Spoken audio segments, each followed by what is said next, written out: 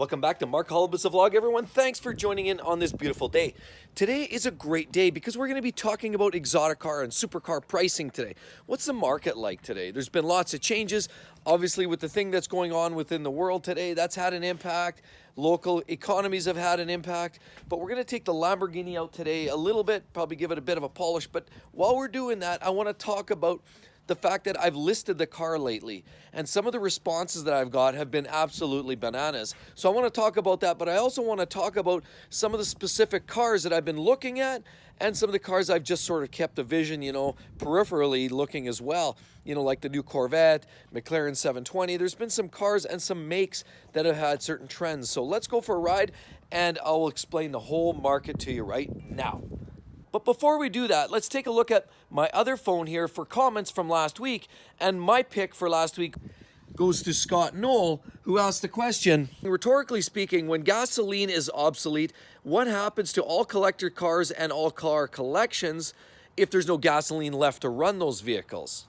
Are they going to be worth anything at that point? So thanks, Scott. Of course, yes, we talked about it in the last video, really discussed about the clean air and the green energy, the fact that everything in the automotive industry is technically going electric here within the next 10 to 15 years. There's mandates across the world, and basically every country and every manufacturer is essentially getting on the electric drivetrain transformations.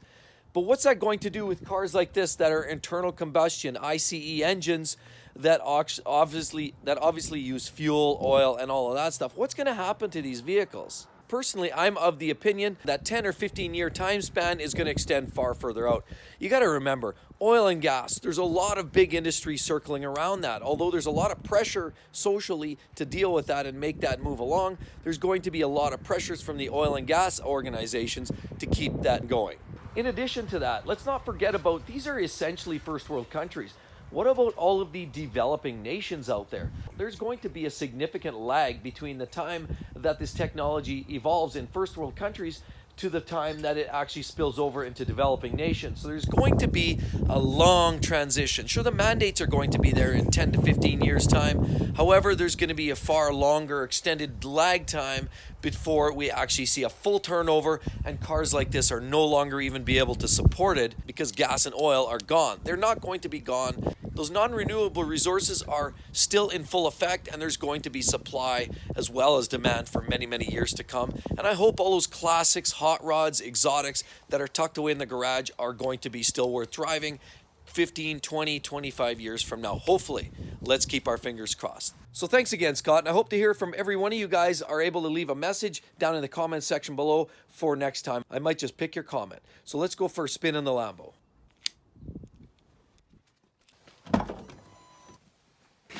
Oh yeah, there we are. All right, okay, let's get this bad boy fired up.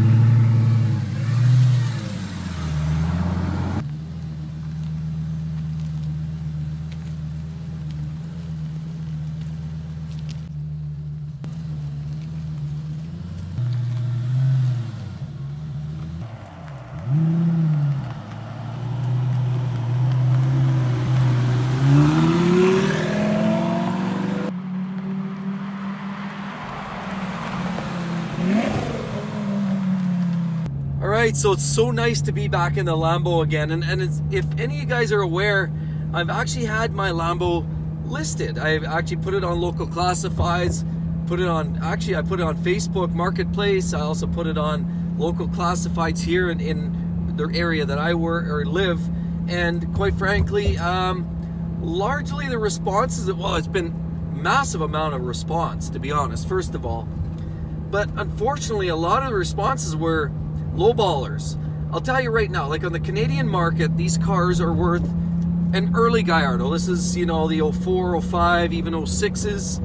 I mean, the 06s, there were some revisions, but essentially the 04s and 05s, this being an 05, is worth on the Canadian market with decent miles, new clutch, decent service history like my car has, is worth about 110, 120. And I've got it listed accordingly. Obviously, I had a new clutch put into it, new service. You know, and the car's ready to go. It doesn't need anything.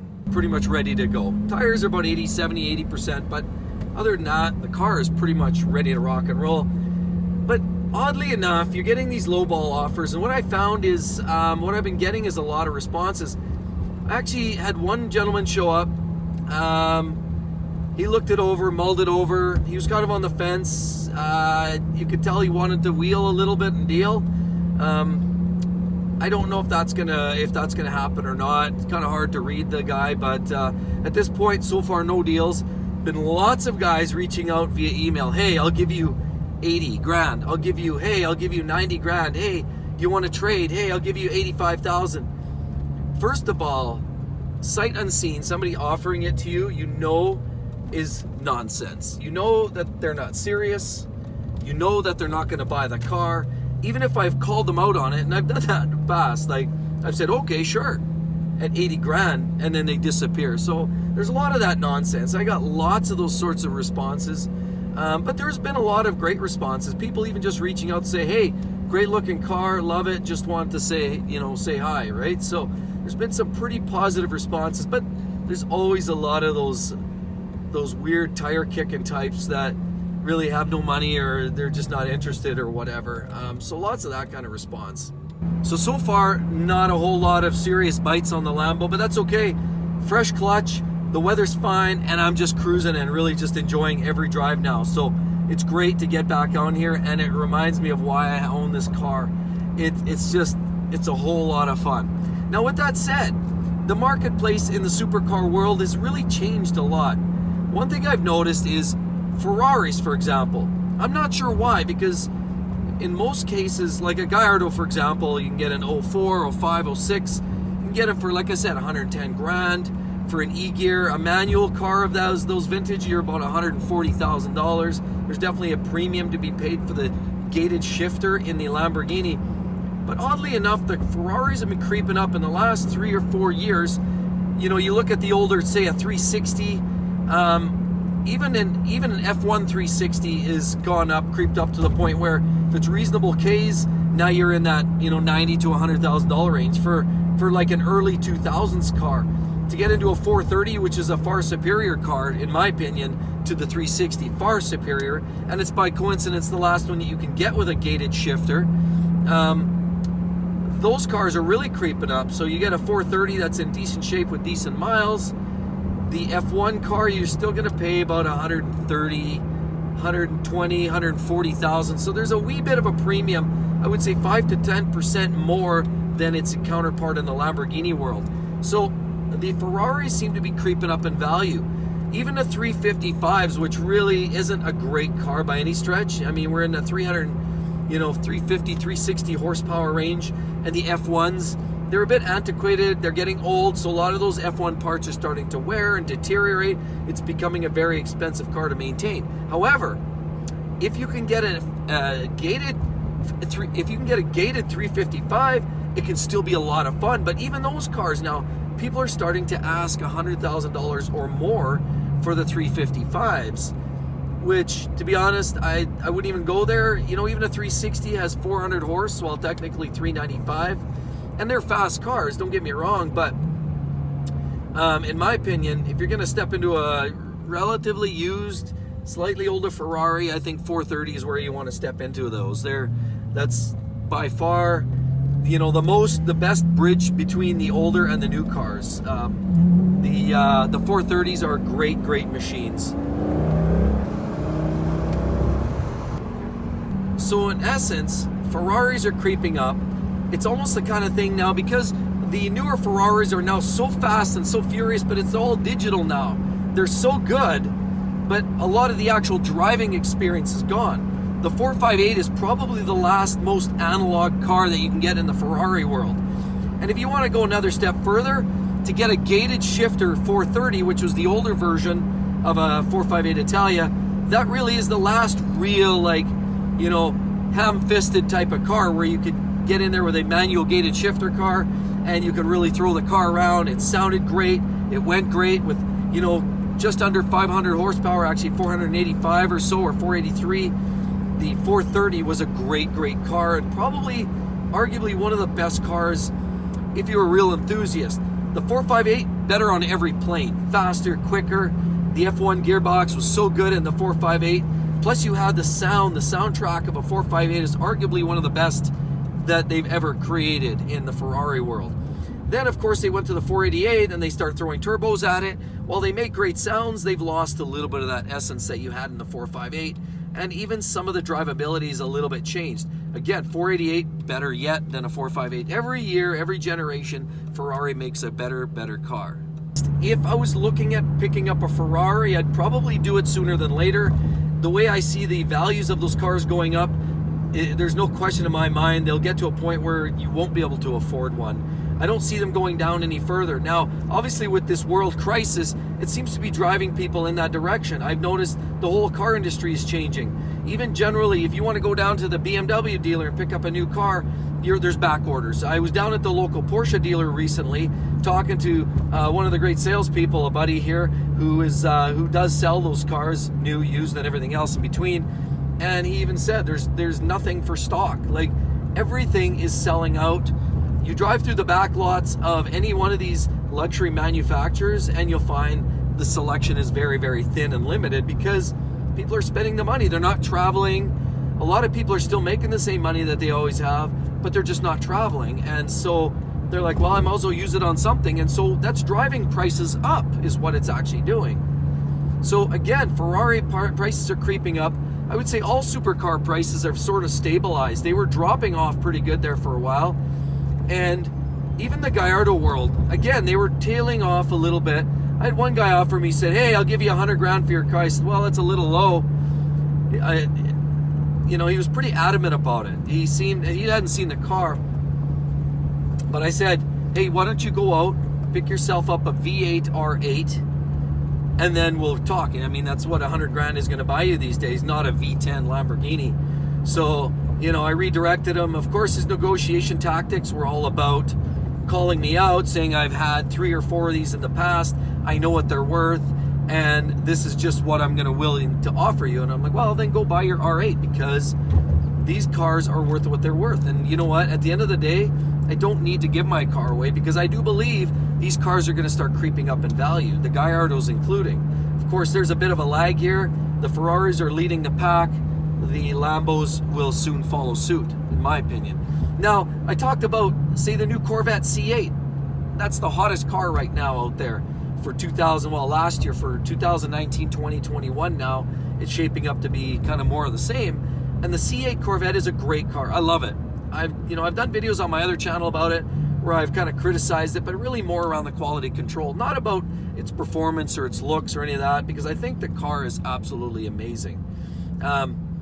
But it really is more about, I think the QC wasn't quite there, not quite ready. But with that said, they always brag about, it's the such phenomenal performance that you can buy into for $69,000. Well, I'll have you know, like on the Canadian market, not a chance. You won't even get near that on the Canadian market. As a matter of fact, now what I'm seeing is scalpers everywhere because there's a lower demand, or there's a bigger demand for these cars. And there's not a whole lot of them out there because there's a big back order, and obviously Chevy, along with other manufacturers, are still trying to place and fill orders. What you're finding now is people are scalping. Prices are going crazy. I mean, I'm seeing guys here that are asking $135,000, $140,000 for a Stingray Corvette. Yeah, no, I'll skip out on that one, thanks. You know what? Again, in my mind, $70,000, it's a phenomenal buy. $80,000 Canadian dollars, maybe even $90,000. I could see maybe going there. But think about what the outgoing Stingrays are. Like, you can't give them away now. The Z06s are the cars to have, or the ZR1s. So it will be a matter of time, and those Stingrays will fall off the earth again, in my opinion. I do believe that once the next generation, the next model comes out, the current Stingrays will fall off. And I think they're riding this out to get as much value and bang for your buck. And Chevy's really playing that marketing game. I think they're holding out on the release of the new Z06 because they're getting such good traction on the Stingray right now. Why would you not do that? Why would you hurry and quick and hustle and get your next model out when these ones are selling like hotcakes? seems like a foolish play in my mind, right? I mean, the marketing people know a lot more about it than I do, but that's what I see going on. They're scalping, they're overpricing a lot of their cars, they're selling way above MSRP and sticker prices. So to me, the Corvette is not the car to buy right now. Let this settle out, let the dust settle. If you really have to have it, and if you're like one of those guys that wants to buy the latest phone and you're willing to pay top dollar for it, and you want to have the latest car, then do the same thing. That's okay, there's nothing wrong with that. But from my perspective, I don't see that as good value and good bang for your buck. I do believe that it's better off waiting for the next model to come out, so that ultimately you get a better buy on these ones. If you want the Stingray, that's fine, but I don't think this is the time to buy it.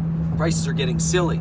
Another car I've been looking at, and here, let me just walk you around this right now. I found this car the other day at the dealership, and this is the car that I truly see as the heaviest hit on depreciation, and that is the McLarens. And this specifically is the McLaren 720S.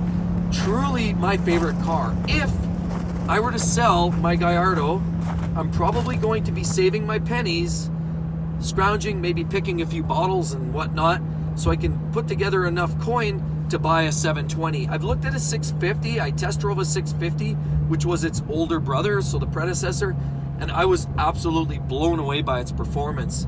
It is so fast, so exciting, and it gives you that supercar feel because you got to slide over that wide sill. You've got those fancy scissor doors, or flip up butterfly doors, if you will. It's just gives you the presence and the feel of true exotic sports car.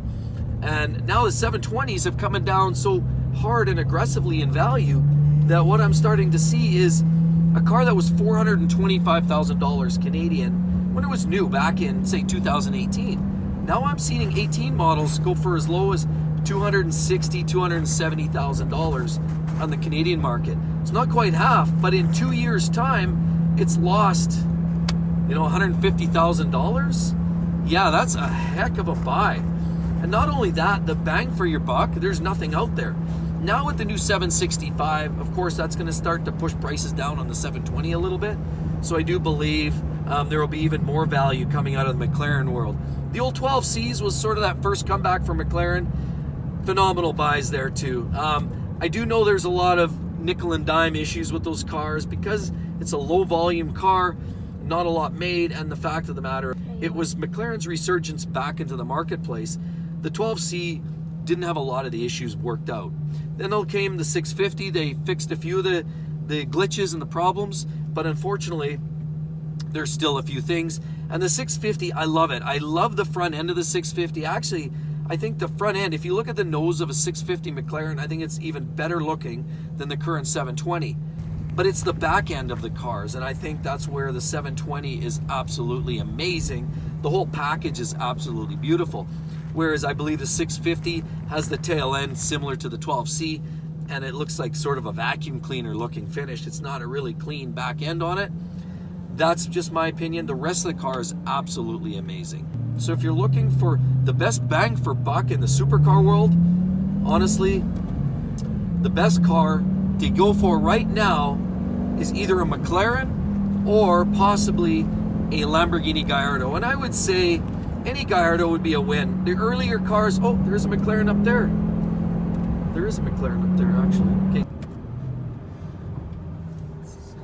See right there, there's a classic example. There's a buddy right there. Actually, I know him from a lot of the car get-togethers. And that's Rick, and he's got his McLaren 570. Actually, he's got that thing dialed in, so that'll blow the doors off a 720. It's absolutely amazing machine, that 570. Again, nothing even remotely stock on his car. That thing's great.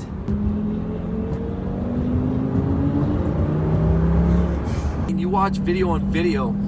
Drag times, classic example. I love the channel. He drags, or used to use the 720 and beats almost everybody. Now he's rolling in a 765, but the 720 would beat almost everybody, toe-to-toe on a drag race. Cars that even bigger hitters, players that were $1 million cars, and that 720 could keep up with them. So that 720 is absolutely amazing, and that's a car that's on my radar. Probably one of the first cars I'd look at if I sold this car. And another one, possibly an Aventador. think the Aventadors, even though they're slightly barbaric in terms of, they got one of the worst gearboxes out there right now, it's only slightly better than what you get here in an early Gallardo. It's still a single automated manual gearbox, so it's not really that great of a design.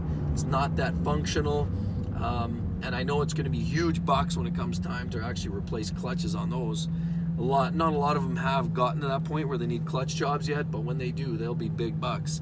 So, but regardless, an Aventador just has such a presence.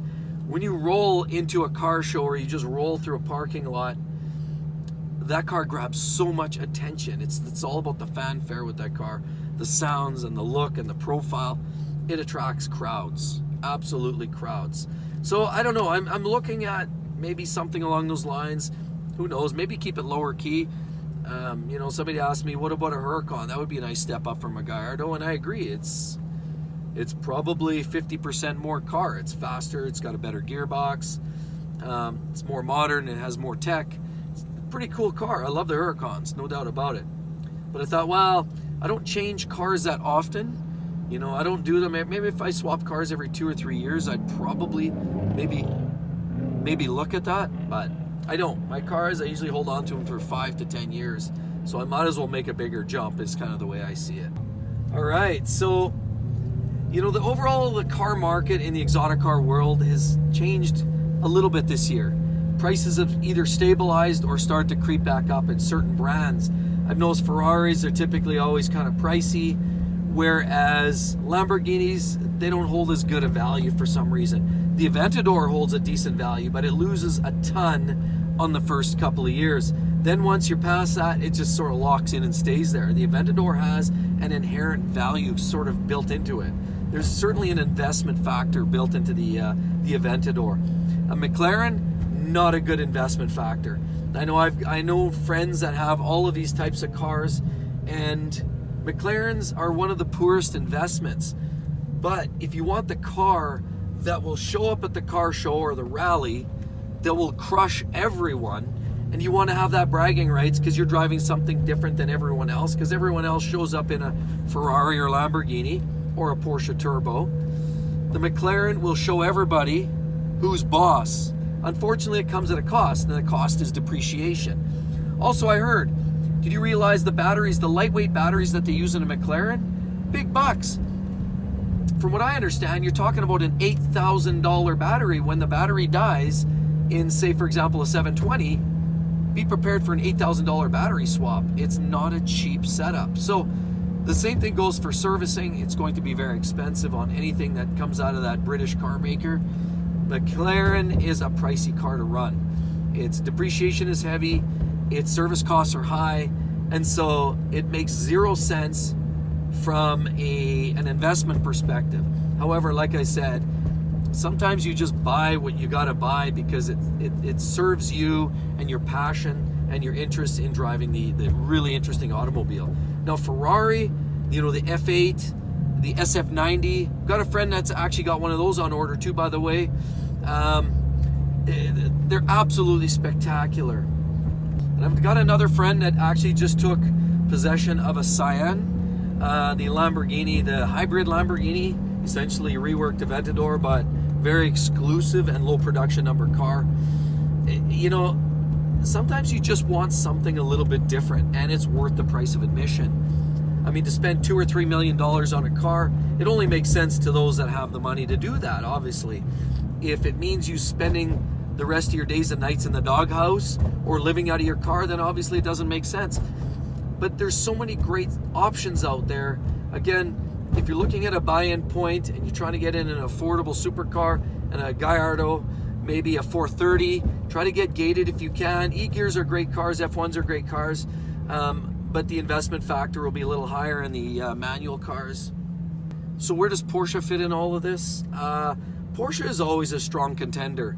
Their performance, counters anything from some of the best supercars. I mean, you look at a 911 Turbo S, it's as quick now, pretty much almost as quick as a 720S. So, I mean, you get the performance in the Porsche world. The values stay pretty high. Resale stays pretty high on the 911 series stuff. Stay away from the Boxsters and the Caymans. I mean, those aren't going to hold a lot of value. But if you get the exclusive, the GT3s, GT2s, and the Turbo S's, there's going to be some value that is maintained. Of course, you'll lose some on depreciation for all of those, but there's going to be some value there. And I would say a good starting point for a 911 Turbo would be a 997 Turbo. Get the manual gearbox version. Do not get the Tiptronic. That's kind of a crusty gearbox. Or wait for the 991 and go for the PDK and the Turbo S. Great options. You're going to spend a little more money there, but again, for about $130,000, $140,000 Canadian, you can get into a slightly used 991 Turbo with the PDK. Great buy, great car. And again, it's one of those, they're the underdog. They're going to show everybody who's boss at the car rallies as well, because the Porsche it does everything so very well, but they don't break.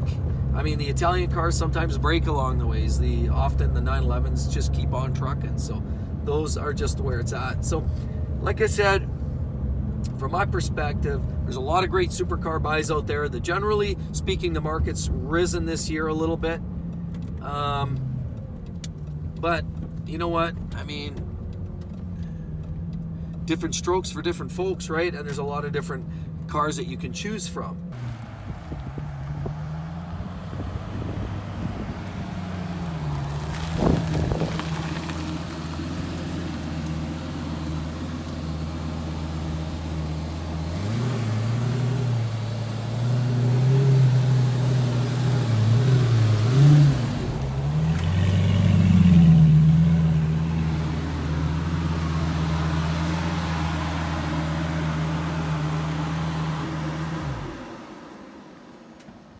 Right, so that's it, guys. That's the story about the supercar market today. Hope you enjoyed the video. Be sure to hit the subscribe button, and as well, drop a comment below. I'd love to hear your thought on the marketplace today. And should I keep the Lambo, or should I maybe look at continue trying to sell it and move up to a McLaren or an Aventador? Let me know, guys. Thanks.